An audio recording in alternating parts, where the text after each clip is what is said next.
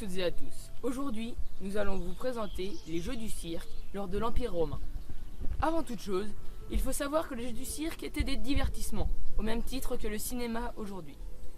Dans cette vidéo, nous allons vous présenter les 3 aspects des jeux du cirque représentés dans le spectacle du signe du triomphe. Les puissants gladiateurs, les rapides courses de chars et les fameux félins.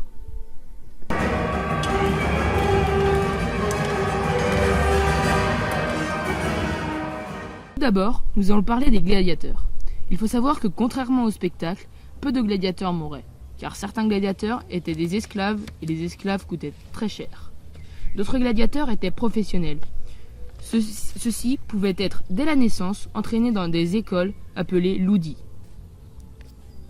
Il existait de nombreux types de gladiateurs. Au début du cursus de gladiateur, on est provocator. Ce sont des gladiateurs qui débutent les jeux en début d'après-midi. Après être provocator, on peut être soit thrace, soit myrmillon. Ils se battent souvent entre eux. Ensuite, le thrace peut devenir hoplomach, qui se bat lui aussi souvent contre le myrmillon. Puis ces derniers peuvent évoluer en sécutor, tandis que les hoplomach en rétière. Une fois l'apprentissage du provocator fini, le gladiateur va choisir entre les 2 familles de gladiateurs. La famille des grands boucliers, myrmillon pour devenir sécutor, ou la famille des petits boucliers, thrace, hoplomach, rétière. Chaque gladiateur sont nommés en référence aux divinités et aux héros de la mythologie, Hermès, Persée, Cupidon. Le plus connu des gladiateurs ne semble pas avoir eu de surnom, en effet.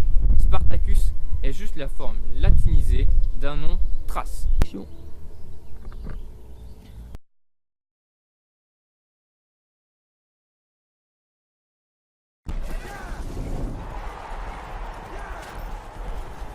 Après avoir parlé des sanglants gladiateurs, passons à une partie tout aussi intéressante des jeux du cirque. Les courses de chars, contrairement au Puy du Fou, les courses de chars ne passent pas dans l'arène des gladiateurs, mais dans un cirque. Les cirques étaient de très grandes pistes de longueur différentes selon la ville ou tout simplement le cirque. Toujours en contradiction avec le Puy du Fou, le but n'était pas de finir en première position, mais de finir les courses. Il existait plusieurs types de chars, les plus répandus étant les livres à 2 chevaux, les trives à 3 chevaux, ainsi que les quadrilles présents dans le signe du triomphe, qui étaient à 4 chevaux.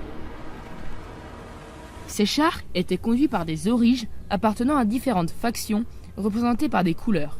Il existait principalement 4 couleurs qui représentaient des saisons.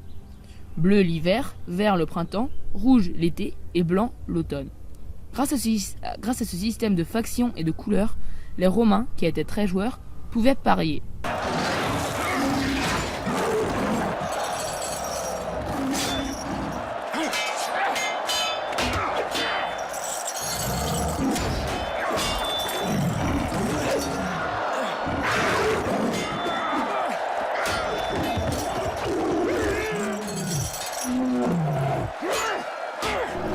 Enfin, les lions et d'autres animaux. C'était des combats entre animaux ou les animaux contre les hommes.